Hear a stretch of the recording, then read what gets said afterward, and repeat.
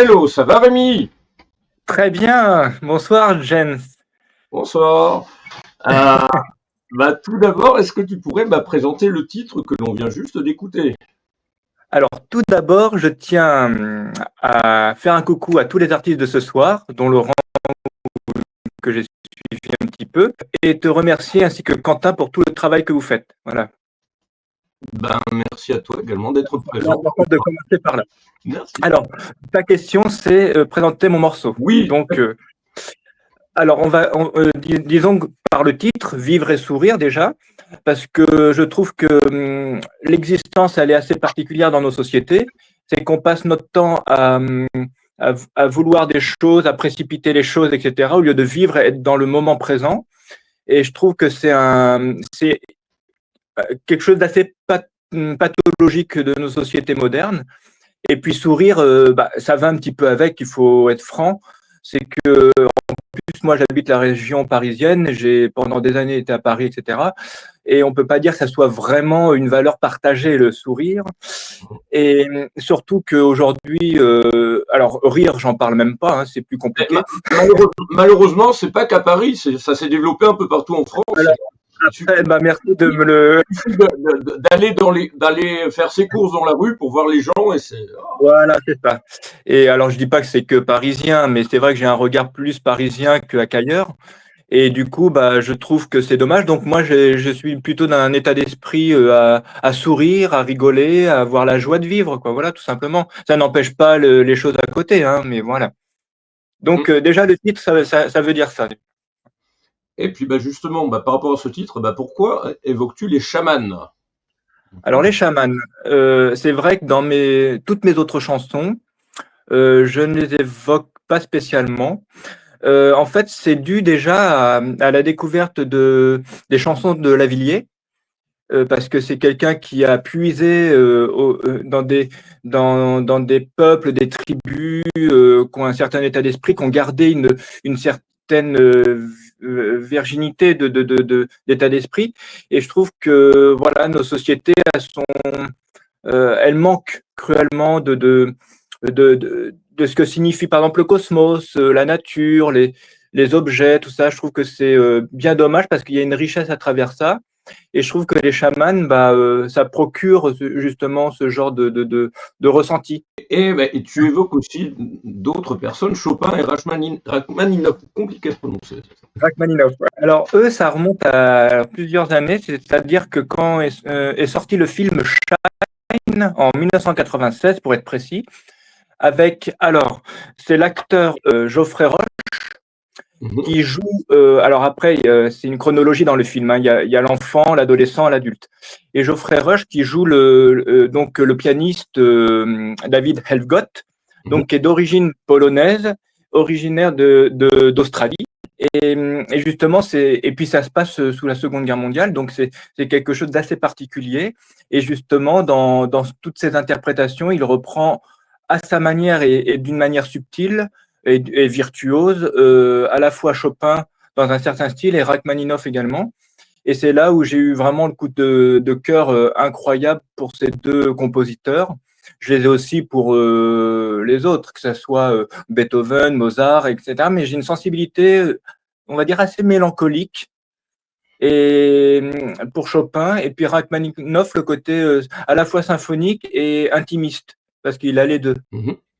Voilà c'est ce que j'aime chez eux, et puis à la fois des morceaux absolument très courts et longs, parce que même chez Chopin, il y a des morceaux un peu plus longs que d'autres. Donc voilà, ils m'ont inspiré, j'avais envie de faire un clin d'œil à la fois au chaman, à Chopin et à Rachmaninoff. Je trouve que ça fait du bien dans les chansons de rappeler. Tu m'entends bien? Ça a coupé de mon côté, j'aime. On a été coupé un petit instant Voilà, je t'entends. Là, normalement, on nous revoit. Je sais pas pourquoi. Voilà. Et du coup, est-ce que tu pourrais présenter ton parcours un peu dans les grandes lignes et puis tes projets pour les semaines et les mois à venir pour 2025, quasiment demain d'ailleurs. Avec plaisir. Alors, dans les grandes lignes, j'ai commencé le conservatoire à Levallois-Perret, le conservatoire en tant que flûtiste et saxophoniste, et en parallèle la chorale. J'ai fait 12 ans de l'un et de l'autre. ce qui m'a permis à la fois de développer évidemment une musicalité dans, dans la diversité des styles, musique de chambre jusqu'au big band. Ensuite, c'est venu après, j'ai défendu mes chansons, donc c'est encore un autre aspect que la chorale. Et puis j'ai croisé un guitariste qui s'appelle Pela Simba, originaire du Congo-Kinshasa, qui m'a appris la guitare. Donc j'ai une guitare électroacoustique, donc toute la technique, les harmonies, beaucoup de choses, ce qu'on appelle le seben. Le seben, c'est une musique assez particulière qui déstabilise beaucoup de gens. Et moi, j'ai eu le plaisir de l'accompagner sur du seben et des styles comme la salsa, la rumba, reggae, rock, valse, etc. Donc ça, c'était pas mal de collaboration avec lui.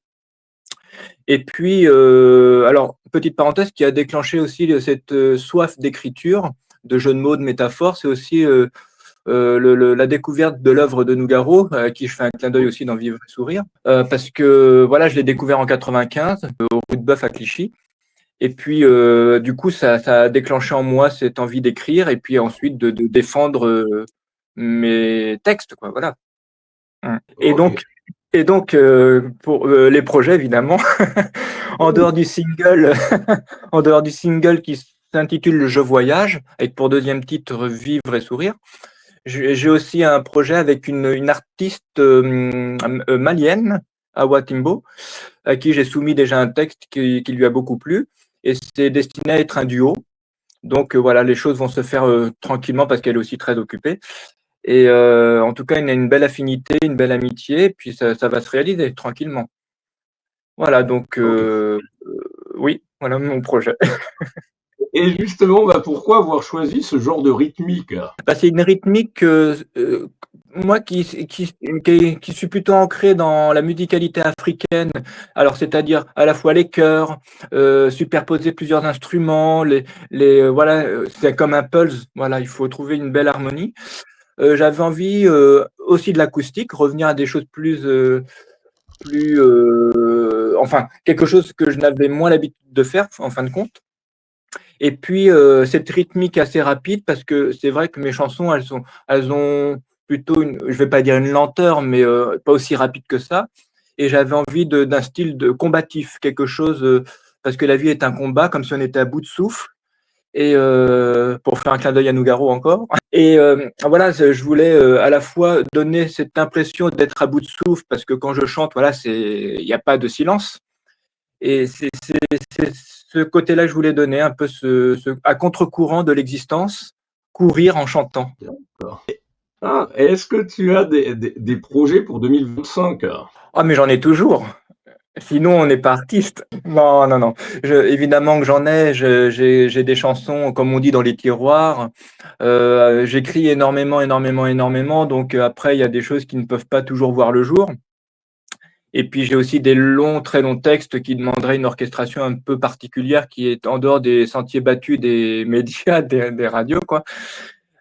Sinon, oui, évidemment, j'ai plein de projets. Et puis déjà moi-même en tant qu'auteur-compositeur. Et puis des projets avec d'autres artistes et principalement Watimbo, dont je citais le nom tout à l'heure, qui était aussi à découvrir d'ailleurs. Et voilà, donc évidemment, j'ai pas mal de choses pour 2025, mais même 2026, 2030, etc.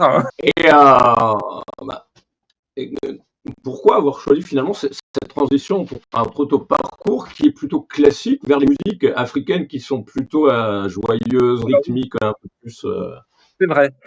Bah, tout simplement, c'est dû. Alors, on va dire, la découverte de Nougaro, ça s'est fait par la chorale. Mhm. Donc, notre chef de chœur était déjà très ouvert sur beaucoup de styles, à la fois des chants spirituels comme Sœur Marie Kérouz, et puis du Trenet, même du Brassens, tout ça, quoi. Et de l'autre côté, donc c'est les années de conservatoire où c'était à flûte à bec, musique de chambre principalement, bon, pour faire sur les grandes lignes. Et puis c'est pour ça que j'ai voulu aussi faire le saxophone parce que ça tendait vers le swing, le jazz, et j'avais envie de découvrir ça, quoi. Et du coup, parce que j'ai écouté déjà Nougaro. Et Mhm. donc, j'étais déjà, si tu veux, pas dans la pratique, mais dans mon âme, j'avais déjà cette soif d'aller de l'avant et de découvrir ces horizons-là. Et puis, c'est venu ensuite avec, un peu plus tard avec Lavilliers aussi. voilà, Nougaro Lavilliers, c'est quand même deux artistes assez particuliers à une certaine génération qui ont apporté beaucoup de choses. Il y a Salvador aussi. Mais voilà, j'avais envie de. J'aime toucher à tout, moi, et j'aimerais bien me faire même une symphonie. Alors, je sais que c'est à la mode. Tout le monde fait ça maintenant. Alors, je suis pas, je suis un peu couillon en disant ça. Je suis pas original. J'aimerais l'être. Mais si j'avais évidemment possibilité, j'aimerais bien faire ce genre de choses. Je suis curieux de tout. Après, c'est les rencontres et les moyens qui parfois peuvent manquer ou être absents. Mais je suis curieux de tout et des artistes. Voilà, je trouve que c'est important d'être ouvert tout le temps. Même si on est dans un style, globalement, d'être ouvert. Voilà. Ouais. Bah, en parlant orchestre symphonique, il y a l'invité qu'on a juste après, Jean-Jacques Kira, un de ses titres symphoniques, enfin avec un orchestre symphonique, pardon. Ah, mais c'est bien ça, justement. Moi, je trouve que c'est bien de pas. J'aime pas les carcans.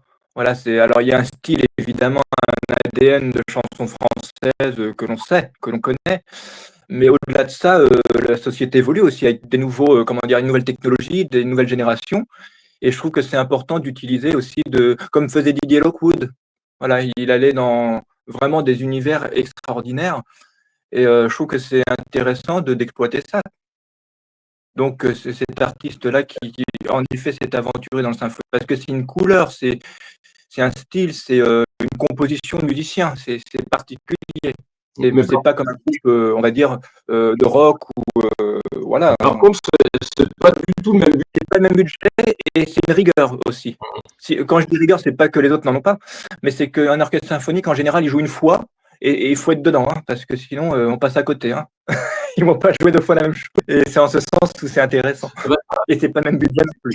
Ça, il y a de plus en plus au niveau des orchestres symphoniques, il y a de plus en plus de soirées, notamment par exemple au Grand Rex à Paris, où il y a des soirées où ils reprennent des films avec l'orchestration symphonique, comme pour Harry Potter ou Le Seigneur des Anneaux, surtout sur des bandes son avec l'orchestre qui joue vraiment ce qui était composé pour le film. En fait, c'est des choses qui reviennent parce que ça existait déjà à l'époque du cinéma muet, d'ailleurs, quelque part. Donc, moi, je trouve que c'est très bien de remettre au goût du jour un peu tout ça. Après, certes, il y a toujours le côté commercial, mais ça, c'est le business, c'est normal. Hein. On est dans une société comme ça et puis elle ne fonctionnera jamais autrement. Au-delà de ça, artistiquement, je trouve que c'est pertinent, c'est intéressant. Ça peut donner aussi à un jeune public ou adulte comment dire, des idées, une ouverture dans la culture, tout ça, je trouve que c'est très intéressant, le côté populaire pour le coup. C'est clair. Surtout que malheureusement, au niveau de la télé, il y a très très peu de chaînes plutôt, on va dire, classiques. Mais moi, je suis un désespéré de la télé. Hein. J'en ai une. Quasiment la jeter par la fenêtre maintenant parce qu'on entend surtout. Qui est au premier étage, mais je ne peux pas voir c'est quel. Qui a tué qui a volé quoi, qui a sniffé quoi, qui a détourné quoi, qui a. Sous prétexte d'information, entre guillemets, on est dans le côté anxiogène, immédiat, tout le monde sait tout sur tout, alors que les choses sont subtiles et compliquées. Et dans le fait divers, évidemment, on va dire, il y a une forme malheureusement de jouissance au fait divers. Voilà. Tout ce qui est émission de variété ou divertissement, il n'y en a quasiment plus. Émission culturelle, il n'y en a quasiment pas. Il y en a, mais c'est ceux qui sont déjà branchés avec les grosses productions. Ouais, ou sinon ils se font plaisir. Hein. Ou des chaînes bien spécialisées, plutôt rares, malheureusement. Moi, je dis que ces artistes, ils se font plaisir à l'écran et nous, on est comme des cons derrière. Voilà. J'ai ma manière de parler, je sais. Ah pas de souci. et justement, par rapport à cette forme d'évolution, tu as depuis les débuts où tu as commencé à apprendre la musique jusqu'à aujourd'hui, tu perçois comment cette évolution qui est de plus en plus, à mon avis, vers comme on a derrière un festival très très pop urbaine, très urbain, plutôt que. D'ailleurs, ce qu'on appelait chanson française, aujourd'hui, on l'appelle pop. Moi, pour être honnête, j'ai pas un avis dans le sens où c'est l'époque qui veut ça. Après, il faut rester pertinent. Alors, je dirais pas dans mon écriture parce que voilà, moi, elle est peut-être un peu particulière, mais musicalement, il faut rester au contraire avec ce qu'il fait aujourd'hui, sans renier une certaine façon de composer ou de jouer à un moment donné d'une époque. Mais au contraire, moi, j'accueille très favorablement tout ce qui est la technologie, ce que fait Stromae, mais même d'autres chanteurs aujourd'hui ou chanteuses. Non, moi, je trouve que c'est très intéressant et heureusement d'ailleurs, heureusement. Non, non, moi, je me réjouis de tout ça. Ah oui, oui, ça me fait plaisir. C'est ça, la création, c'est ça. Si on prétend vouloir créer et puis on refuse ou on est un peu gêné avec ça, bah, c'est plus de la création. Du moment qu'on se respecte et qu'on respecte les artistes, c'est le principal. Mais ça, c'est malheureusement un autre sujet. Voilà, mais en Oui, termes de création, il y en a qui innovent. Voilà, des jeunes de 20 ans, quand je vois ce qu'ils font, mais c'est inouï. Voilà, je dis bravo, quoi. Qui c'est clair. connaissent pas spécialement le solfège d'ailleurs, hein. Ouais, malheureusement, l'époque fait aussi que c'est de plus en plus compliqué même de trouver des établissements pour pouvoir jouer. Il y a déjà rien que tout. Même les jeunes groupes ou les jeunes chanteurs de chansons françaises ou peu importe le style, qui débutent. Là, il y a qu'à voir à tour de bras le nombre de petites salles qui ferment ou le nombre de bars, de restos qui ferment aussi, qui acceptaient des groupes avant, qui versaient des cachets maintenant, qui les versent plus, qui payaient au chapeau les faire venir jouer gratuitement. Et puis, le groupe peut pas forcément se développer, malheureusement. Ah ben non, mais ça s'appelle de l'exploitation. C'est c'est le serpent qui se mord la queue parce que je ne jette pas l'anathème sur les établissements qui souffrent aussi d'ailleurs, hein, parce qu'ils ont des salariés, ils ont Ah ouais. à payer, etc. Et puis, bah, Mais c'est un système. C'est un système. Moi, là, j'en veux beaucoup à l'État. À l'État, parce qu'ils se disent ministre de la Culture. Non, au bout d'un moment, il faut stopper ce genre de mensonges. C'est, ça, pour le coup, je suis très, je suis choqué par ça. Parce qu'au bout d'un moment, on ne peut pas faire la fête de la musique, apparaître comme ça, bon enfant, etc. Alors qu'il y a des milliers d'artistes qui crèvent. Parce que pour le coup, c'est vrai. Et de restaurateurs aussi qui crèvent. Et puis c'est un rouleau compresseur. Donc après, faut dire la vérité, quoi. C'est pourri, quoi. ouais, puis Voilà. pour revenir à ministre de la Culture, à mon avis, elle est là pour occuper le poste. Et c'est surtout pour s'en servir de strapontin pour éventuellement avoir la mairie de Paris derrière. Donc, Oui, celle-ci ou d'autres, hein, d'ailleurs. oui, Après, je ne suis pas vis-à-vis d'elle, voilà, bon. ouais, Mais je dis, c'est juste, si on prend les rênes, si on prend les rênes, et ben qu'on les prenne, quoi. Et arrêtons de vous dire, il y a pas d'argent dans les caisses, machin, bidule. Au bout d'un moment, c'est infusible, quoi. L'artiste, c'est pas non plus celui qui va subir les aléas de la société. il n'y Au a bout pas d'un d'argent moment, dans les caisses. Il faut voir toute la thune qui part en Ukraine, notamment, ou pour financer d'autres mais pays, si tu nos veux, besoins. moi, personnellement, je n'oppose pas la situation géopolitique à une situation d'intermittent. Je dis simplement que l'argent existe. Après, la politique, sans rentrer dans les débats, hein, mais Non, après, le chef de l'État décide quelque chose, ministre des Armées, etc. Mais pour moi, ils font pas ça, je pense, au détriment des artistes ou d'une autre fonction. Je pense qu'ils y voient un intérêt et qu'ils ont le mépris de profession. Voilà, que ce soit d'ailleurs pour le coup le milieu hospitalier, comme les artistes, tout ça, ils le méprisent. ouais, Moi, l'éducation aussi, la culture, ouais. oui, voilà, ils veulent laisser une trace dans l'histoire en faisant des choses comme ça, mais derrière, il y a un peuple qui rampe, quoi. Enfin, sans mauvais jeu de mots avec les soldats, mais voilà, quoi. L'argent existe et puis c'est simplement une volonté de faire, mais on n'a pas encore une ministre qu'il fallait. Alors, en dehors de Jacques Lang, parce que Oui, c'est vrai que. lui est toujours dans la tête des Français comme le ministre éternel de la culture. Ah oui, mais c'est le seul, donc c'est pas compliqué, hein. Moi, j'aurais bien voulu un Malraux, par exemple, mais bon, il n'est plus de ce monde, hein, voilà, bon.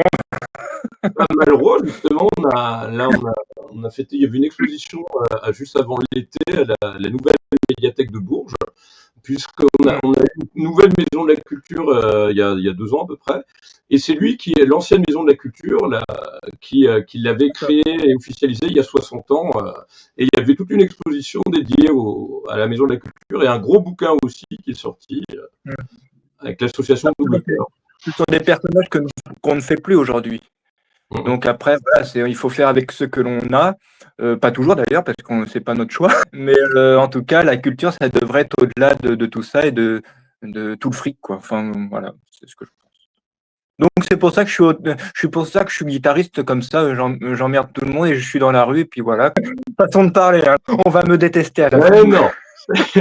Comme je dis dans une de mes chansons, je fous le camp. Ouais, non. Est-ce qu'éventuellement tu souhaiterais rester un tout petit peu au début de l'interview qui vient après de Jean-Jacques Hira, qui est dans la variété française depuis une bonne 60aine d'années? Ça serait avec plaisir, mais je vais avoir quelque chose à faire après. Oh, ok. Ouais. Il va... Avec beaucoup de... Je suis désolé. Non, mais c'est vrai, j'aurais bien aimé. Même 2-3 minutes? Mais en tout cas, Même 2-3 minutes? si c'est 2-3 minutes, ça peut aller, mais ouais. Pas plus. Hein. Non, t'inquiète. Ah, d'accord. Ok. Juste au tout début. D'accord. Bah, D'accord. On va pas tarder à écouter son clip, enfin à écouter sa chanson. Le titre c'est Sur la mer. Oui. Qu'est-ce que c'est? Ah oui, c'est. Et juste, je voulais terminer qu'on peut me retrouver sur Bah, YouTube. Justement, quels sont les réseaux sociaux principalement? Facebook et YouTube, voilà. Et puis découvrez. Voilà, c'est tout ce que je peux vous dire. Bah, impeccable. Et justement, au niveau de tes projets, est-ce que tu as un titre qui arrive en début d'année ou pas encore annoncé? Alors, non, pas encore. Ça sera celui avec la chanteuse malienne, très probablement. Mais pourquoi pas, je te ferai une exclue. Ah bah, merci beaucoup. Alors, que fait Jean-Jacques Hira? Et puis, est-ce que tu aurais un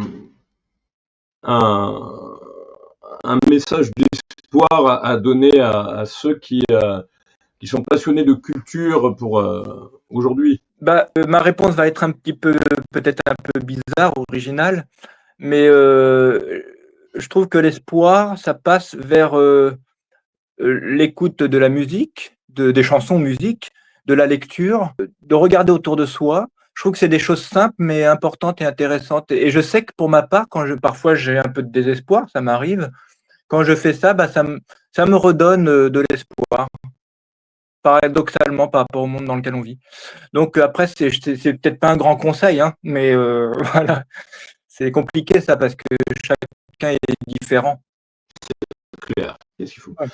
Bon, ben, ce que je propose, c'est qu'on écoute on écoute de Jean-Jacques Hira, et puis tu restes 2-3 minutes juste après, si tu as une question à lui dire.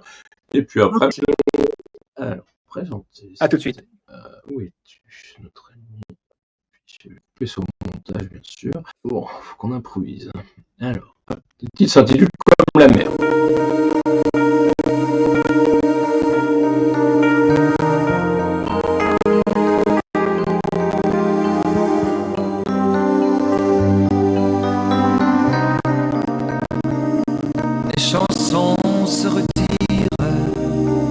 Comme se retire la mer au large de ma mémoire, on dirait des voiliers qui voguent à la dérive au gré du vent des vagues et entre ciel et mer se perdent à l'horizon.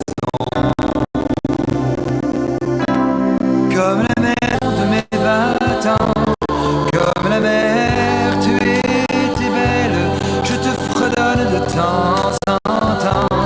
Comme la mer, tu étais belle, comme une envolée de violon qui joue les chansons éternelles et que l'on chante à l'unisson.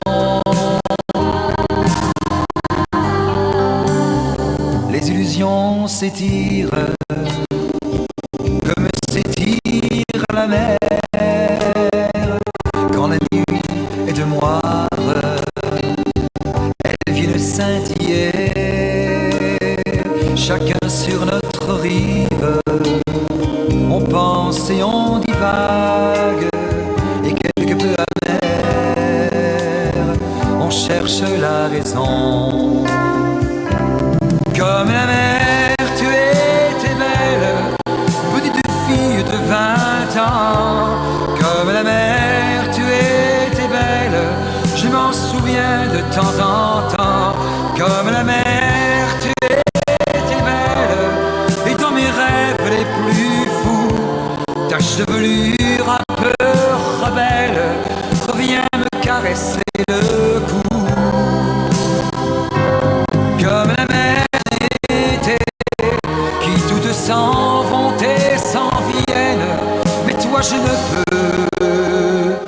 tout briller. La la la la la, la la la la la la la, la la la la.